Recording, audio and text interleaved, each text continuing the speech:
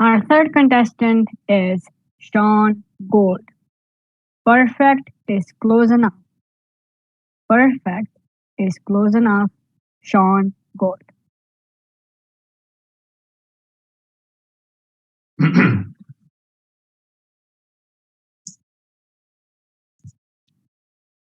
Yeah, close enough.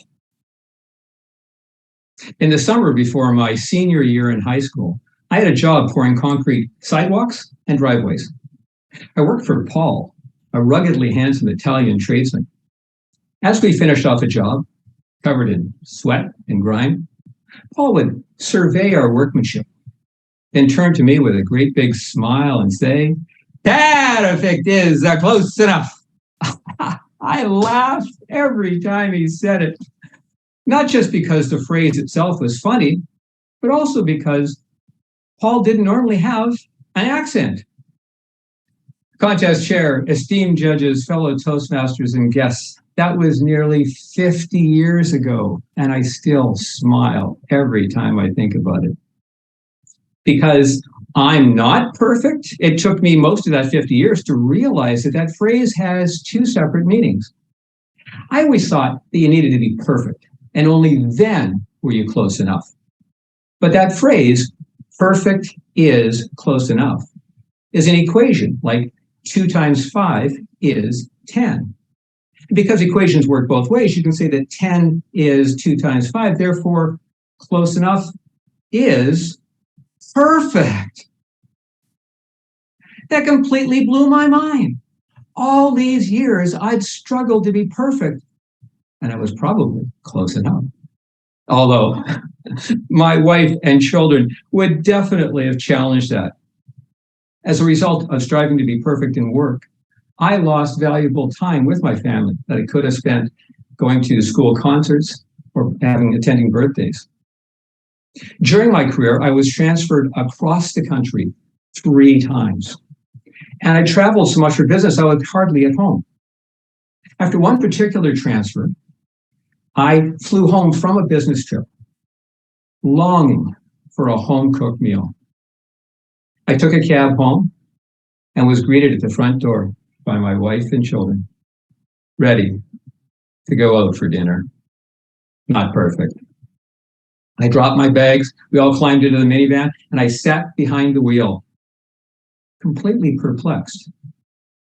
Now, I wasn't trying to figure out how I got stuck with another restaurant meal. I was trying to figure out how to get out of my own neighborhood. We had moved in 2 months earlier, but I'd been out of town almost the entire time. I had no idea how to get out of our convoluted cul-de-sac. I could navigate through half a dozen international airports blindfolded, but my own neighborhood was a complete mystery to me. I was lost, literally and figuratively. You see, I'd lost my balance in life between work and family. Have you lost your balance in life? Was it worth it to your family, your friends, yourself? I'm not suggesting to accept mediocrity, but if you're an obsessive personality like me, and frankly, you're all here today, so you just might be, then you should probably consider reassessing your priorities on a regular basis. It took me a long time to figure that out. And just when I thought I'd found that perfect balance, along came a sudden realization. It just knocked me off my balance. See, I'd spent the last 45 years or so working for or in support of the fossil fuel industry. Now, way back then, we had no idea of the terrible damage we were doing to the planet and the destruction to the environment, and the legacy that we'd be leaving behind for our families. But over the years, it became increasingly obvious, and the truth was there. Filled with remorse and regret, I begged my employer for a severance package. It took 2 long, depressing, dark years. And when I finally got it, I was ecstatic! Now was my opportunity to save the world. But where do I start? I already had a hybrid electric vehicle, so I upgraded to a plug-in hybrid. That way I could drive around town using only electricity and still go on our beloved road trips. That was January 2020, and COVID hit. Not perfect. There'd be no road trips. But I then read about this Toastmaster Rotary Alliance and Rotary's new area of focus on the environment. And I thought that'd be a perfect fit for me. So I approached my local Rotary Club, and they made me feel right at home when they accepted my membership, and they elected me club president, just like my Toastmasters club. I also accepted a 2-week plant-based diet challenge. It was intended to fight climate change. Problem was that it stuck. And now I'm one of those obnoxious vegans, the ones that think that they're perfect because they don't eat meat. You're welcome, by the way.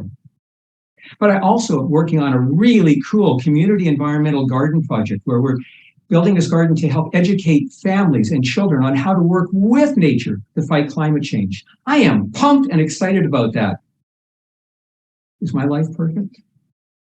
Not a chance. But I've gained so much and learned so much over the years. You see, Toastmasters has taught me how to be a better communicator and leader.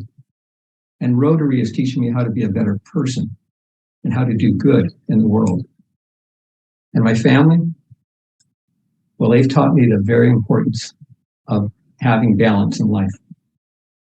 So while my life may not be perfect, it's close enough. I think back to Paul, and he said that famous line, perfect isn't close enough. And I realized he probably fully understood the meaning of that phrase. You see, it's not about whether the workmanship is perfect, but if you've found balance and balanced the needs, then it's perfect. Perfect. Contest chair.